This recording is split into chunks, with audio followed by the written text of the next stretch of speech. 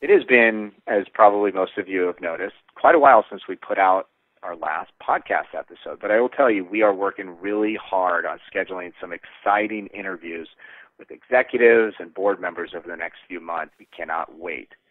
You know, I wanted to put out this episode because I'm sure many of you have been watching the recent images of devastation suffered from the hurricanes, Hurricane Harvey, Hurricane Irma. And for me, it's almost been impossible not to draw parallels to the recovery efforts and the lasting effects of Hurricane Katrina.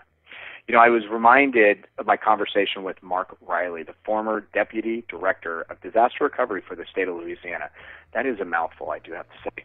But Mark was responsible for Katrina recovery efforts as well as several other natural disasters that have happened over the last several years. And I think what keeps coming up time and time again once the storm has passed is how do you rebuild and lead a community's recovery efforts? And as I re-listened to the episode, you know, Mark's insights on the importance of innovative solutions, communication, collaboration and cooperation, building the right team, creating cities and communities that are better prepared for crisis, and the resilience of the American people are so important as we look to the future of these cities and the future of the people who call them home.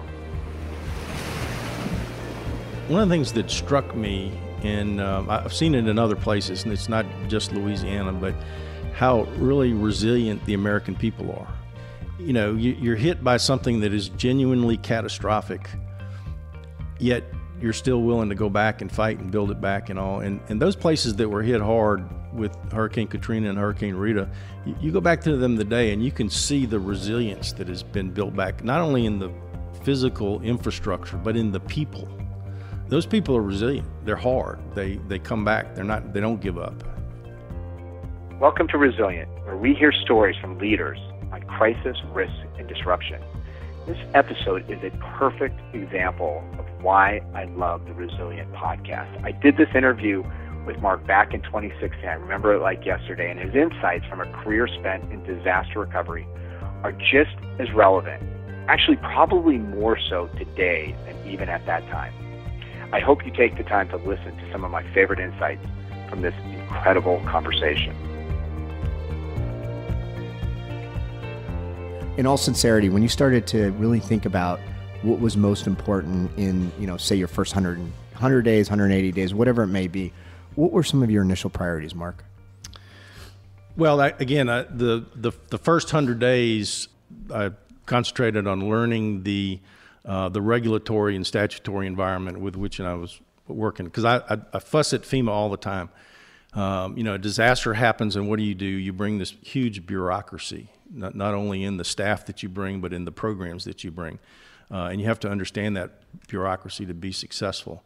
So spent a lot of time doing that, but I identified the key players in the environment, and in a disaster, both response and recovery, and that's an important distinction because they're really two different activities. Right. There are three primary players: the federal government, and in my case, which is FEMA; the state government, which was myself, and the locals are the applicants. We call them applicants in the program.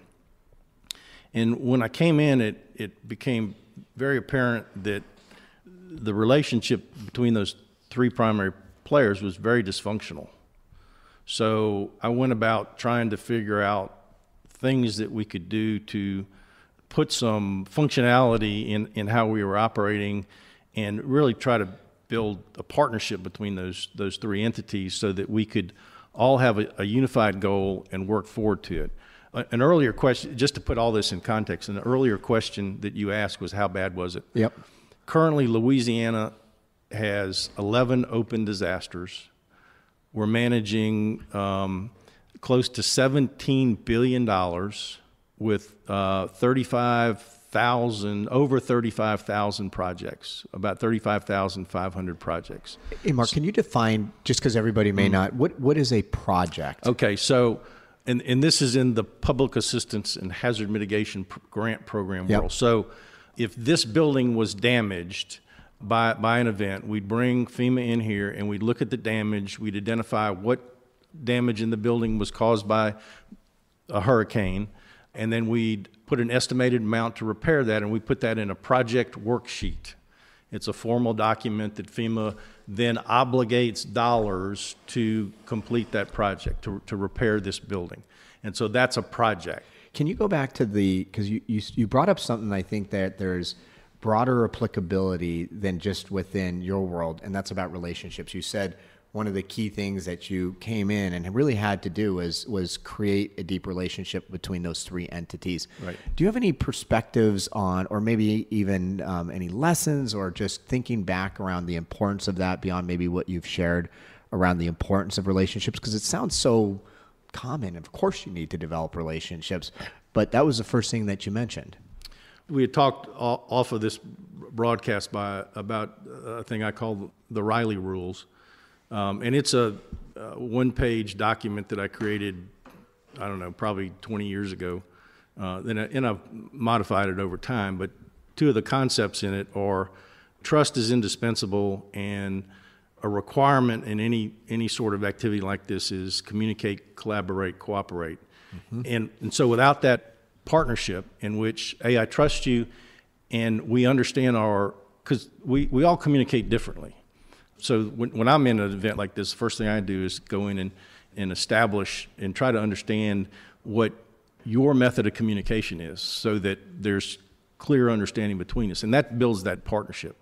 So that when you say something and I can understand it and I respond to it, then we've got that trust. And it doesn't require, and this happens all the time with FEMA, it doesn't require that we agree on everything. But if we disagree, it's within that environment, and there's clear understanding between us and respect between us about the disagreement. One of the things in doing my homework that I've heard about you is that you're a pretty innovative guy, or try to find innovative solutions to some of the challenges that you have.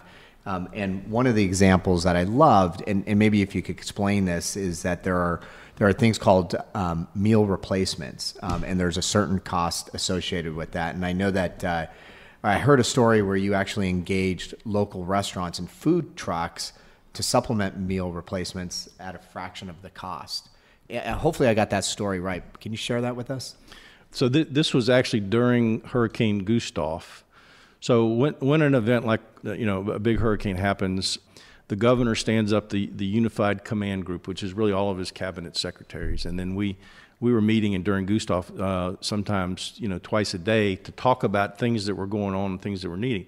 FEMA comes in, and at that point in time, they were the pipeline for water and meals ready to eat, MREs. Mm-hmm. Right? That's actually a military grade quantity. When I'm out in the field, that's what I eat. Right? Yep. But in Gustav, we evacuated 2 million people from South Louisiana. Many of the homes in South Louisiana were without electricity for up to 60 days, so you can't cook, you can't do all that stuff. So there are people that need food. So we would rely on FEMA to provide us with these MREs, and we distribute these MREs to people that need it. Well, the FEMA pipeline dries up, and it was a surprise to everybody. Meaning they have no more MREs. Right. I mean, the logistics train coming into the state was disrupted, and it was going to be disrupted for 3 or 4 days. And so I'm sitting around with the commissioner of the Division of Administration, which is a senior state agency, and we're talking about what our options are. And she says, well, I know the director of the Louisiana Restaurant Association. Let's call him and find out if they can help. And so we did. And sure enough, he said, oh, yeah, we've got many restaurants that have mobile feeding facilities, and we'll be glad to mobilize these people and get them out in the field to feed them. So for 3 days or 3 to 4 days, we distributed over 500,000 hot meals. MREs are not hot meals. They come in a bag. Hot meals. So when it was all done and things started getting quiet, I asked the question, I wonder how much this is going to cost us. So we did some accounting. Now, an MRE from FEMA cost us $9.40. These hot meals that we were getting were costing us $5.60. So we saved almost $4 a meal. Not only that, in an emergency like this, the economics of the communities are disrupted. For example, people don't go to restaurants. Restaurants lose money. But here was an opportunity to get that same money that we would otherwise give into the federal government back into our local economies. So it sounds like, Mark, that innovation is pretty core to kind of how you've led this group over the last 10 years. I think this is a great example, not only of just identifying that one opportunity, but really scaling it and creating something programmatic so that it goes well beyond restaurants, as you indicated. Any additional thoughts on innovation? Any other examples on the importance of innovation in this type of environment? Well, I think innovation is important in any environment. I'm going to go back to Riley rules again. One of my Riley's rules is the thing I call destructive innovation. I have distributed a copy of all of the Riley rules to all my staff, and I talk to them all the time about destructive innovation. And I say, if you see something that you think can be done better, and you don't raise that issue, to your management, then you failed. Shame on you. Yeah. Yes. The other thing I like about destructive innovation, if somebody brings an idea to me, I test it harshly. And if that individual can stand up to that idea he's got, then it's my concept that it's a good idea because he believes in it and he can stand up to it. If they fall quickly because of the questions I ask them, I said, go back and rethink what you're saying. So that concept is important, and so I try to apply that in everything we do. And our systems here are really, and it's hard to explain in this environment the process that takes place with those 300 people out there. But it is a process. We have created a system, but that system is always changing because what we've created the first day, we experience, and then we're able to rethink it and look at it, and also understand that this isn't a widget-making business where all the widgets look alike. So you have to have a flexible process that adjusts to the type of widget that's coming through. And so we make those adjustments all the time. Hey, Mark, I'm going to put you on the spot. There's Riley rules, which I have in front of me. They're fantastic. Are you okay if we post them with this podcast? Sure, yeah. I love them. I wanted to ask you a question, though, on the destructive innovation. What it says before that is welcome dissent. And then after that, it says destructive innovation. But when a decision is made to execute as a team, regardless of whose idea is it, can you expand on the dissent? Because I think that's really important. Well, I hate to walk into a room and say, okay, of my managers and say, okay, here's my idea, let's go execute it. I want them, as I would test it if they came in, I want them to test me. And I emphasize a lot in the way I speak about a team effort. And a team effort is not a hierarchical structure of management where what the director says is absolute and golden. It is a team environment where everyone within that team, within that environment, has an equal footing to stand up and say what they're thinking. Now, at the end of the day, a decision has to be made, and that decision is usually the senior organizational piece in that structure. And once that decision is made, I expect all of the team to get aboard with it, whether they have agreed with it individually or not, right? So there's an opportunity to speak your mind, and hopefully everybody in the room is open-minded enough to listen. But at the end of the day, a decision has to be made, and then we're going to go forward with that as a team. I'd love to get your thoughts on why, and this is it's a question that we're really interested from a firm perspective, because a lot of times clients ask us is, why do certain leaders thrive in a crisis where some fail? Do you have a perspective on that? I think temperament is a big thing. And I didn't come up with this. This was, we talked earlier about mentors. There's a difference between leadership by example and leadership by direction, right? I can tell you to do something, but is that leadership? I don't think so. There's a difference between leading from the front and leading from behind. And I learned that very, very quickly in my, especially in the Marine Corps. I remember one instance we were doing an exercise when I was the company commander of H&S Company, and we had to set up all these tents because the H&S Company supports the command structure for a brigade, which are all these senior officers that come in and all, right? So I go out there and I say, okay, we're going to set the tents up here, and then the Marines get out there and they're setting up tents, and I can see that we need more capacity. So I got out there and started driving stake pegs myself. And then all of a sudden, all these people came out there. Leadership by example. Right, and started, and we put this thing up in record time. But, I could have sat there and directed all these people, but they don't go with the same level of enthusiasm as they do if you go out there yourself and participate with this. I personally have always been known as someone that doesn't mind getting their hands dirty. And I do that even here in this office where there's really no mud around, but. What I think is fascinating is I think there's a misnomer about the military, those that have not been in the military, is that it's not just about command and control. And I've actually heard this from several folks that you actually have to develop that trust, with the group that you're commanding, and you can't just tell them what to do. Well, again, back to my story about my first command, General Waters' advice to me, and it's a kind of a concept: find the organizational center. And you're not it, by the way. Yep. Right? Find the organizational center, find out what makes it tick, and help it go. Another general I worked with one time, I asked him, I said, well, how did you become general? And he said, because I'm a generalist. He says, I know a little bit about everything, but I know I don't know everything. So I surround myself with experts that know, and I listen to them as I'm making my decisions. And I thought that was a great piece of advice too. I love that generalist. I've never heard. Yeah, well, he was a very clever guy. But you've seen leaders that come in and I know everything, and so just listen to what I have to say and do it. And to me that misses the organizational imperatives that are already there in place. The idea of a team. A team is going to be more successful than an individual is, and it misses that if you just come in and dictate. Mark, one of the questions I'm curious of is you said temperament in crisis leaders. That would almost begin to insinuate that even if you're at a leadership level, certain folks that have that standing within an organization may not be really equipped to lead. Do you agree with that statement? Lead through a crisis.